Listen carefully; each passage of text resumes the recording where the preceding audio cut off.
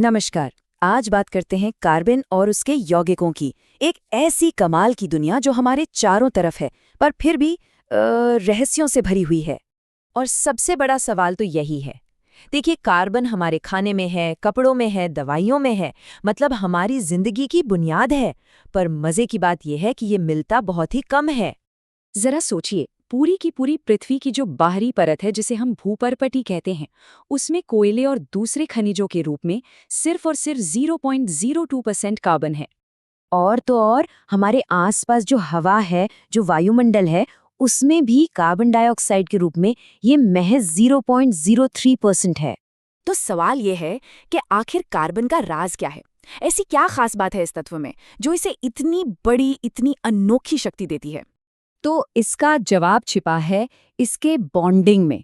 मतलब कार्बन के परमाणु दूसरे परमाणुओं से जुड़ते कैसे हैं। यहीं से इसकी सुपर पावर की कहानी शुरू होती है।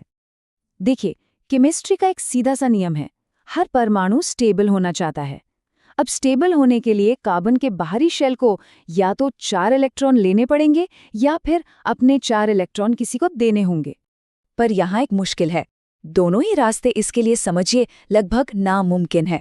अगर ये 4 एक्स्ट्रा इलेक्ट्रॉन ले ले तो इसका छोटा सा न्यूक्लियस इन सबको संभाल नहीं पाएगा, और अगर ये अपने 4 इलेक्ट्रॉन छोड़ने की कोशिश करे तो उसके लिए इतनी ज्यादा एनर्जी लगेगी कि पूछिए मत। तो कार्बन क्या करता है, वो एक तीसरा और बहुत ही स्मार्ट रास्ता चुनता है। वो न तो इलेक्ट्रॉन लेता है न देता है, बल्कि वो करता है शेयरिंग। दूसरे परमाणुओं के साथ अपने इलेक्ट्रॉनों को साझा करता है, और इसी साझेदारी से बनते हैं बड़े ही मजबूत बॉन्ड, जिन्हें हम कहते हैं सहसंयोजी आबंध। और इलेक्ट्रॉनों को शेयर करने की यही जो काबिलियत है ना, यही कार्बन की असली सुपर पावर है। इसी की वजह से वो लाखों करोड़ों अलग अलग तरह के स्टेबल कंपाउंड्स बना पाता है। तो चलिए अब आगे बढ़ते हैं और देखते हैं कि ये जो शेयरिंग की पावर है, ये कार्बन को कैसे अणुओं की एक बहुत बड़ी और अलग अलग तरह की दुनिया बनाने में मदद करती है। कार्बन के पास 2 और कमाल की खासियतें हैं। पहली है श्रृंखलन, मतलब खुद कार्बन के ही दूसरे परमाणुओं के साथ जुड़कर लंबी लंबी चेन, ब्रांच या फिर गोल्ड रिंग बनाने की ताकत। और दूसरी है चतुर संयोजकता। इसका मतलब है कि कार्बन एक ही समय में 4 अलग अलग परमाणुओं के साथ बॉन्ड बना सकता है। और इन्हीं गुणों की वजह से यौगिकों का एक पूरा का पूरा परिवार बन जाता है, जिसे हम हाइड्रोकार्बन कहते हैं।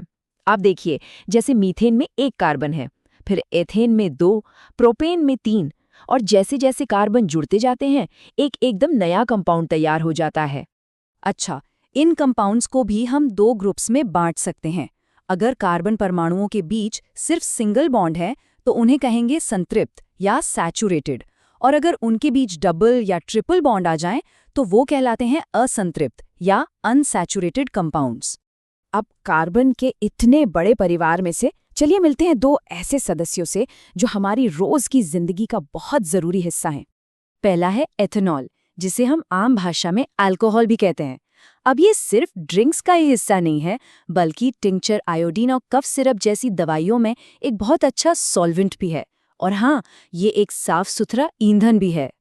और दूसरा है एथेनोइक एसिड, जिसे एसिटिक एसिड भी कहते हैं। पानी में इसका जो 3 से 4% का घोल होता है ना, उसे ही हम सिरका या विनेगर कहते हैं, जिसका इस्तेमाल हम अचार को खराब होने से बचाने के लिए करते हैं। इसका एक और मजेदार नाम है ग्लेशियल एसिटिक एसिड, क्योंकि ठंडी जगहों पर यह सर्दियों में जम जाता है, बिल्कुल बर्फ की तरह। और कार्बन का कमाल सिर्फ यहीं खत्म नहीं होता। हाथ धोने जैसा एक बहुत ही साधारण सा काम जो हम रोज करते हैं, वो भी असल में कार्बन केमिस्ट्री का एक शानदार उदाहरण है। असल में होता क्या है कि साबुन के जो मॉलिक्यूल्स होते हैं वो लंबी कार्बन चेन से बने होते हैं, और इन मॉलिक्यूल्स के 2 सिरे होते हैं जो एक दूसरे से बिल्कुल अलग तरीके से काम करते हैं। और यही चीज इसे सफाई की जबरदस्त ताकत देती है। तो होता यह है कि साबुन का एक सिरा पानी को पसंद करता है और दूसरा सिरा तेल और गंदगी को। तो जब साबुन पानी में मिलता है तो इसके मॉलिक्यूल्स मिसेल नाम के छोटे छोटे गुच्छे बना लेते हैं। ये गुच्छे तेल वाली गंदगी को अपने अंदर सेंटर में फंसा लेते हैं और फिर पानी के साथ आसानी से बह जाते हैं। देखिए, ज्यादातर जो मैल या गंदगी होती है वो ऑयली होती है, और तेल पानी में कभी नहीं घुलता। बस इसी सिंपल सी प्रॉब्लम का सल्यूशन है साबुन। ये तेल और पानी के बीच एक ब्रिज की तरह काम करता है, और ये सब मुमकिन हो पाता है इसकी लंबी लंबी कार्बन चेन्स की वजह से।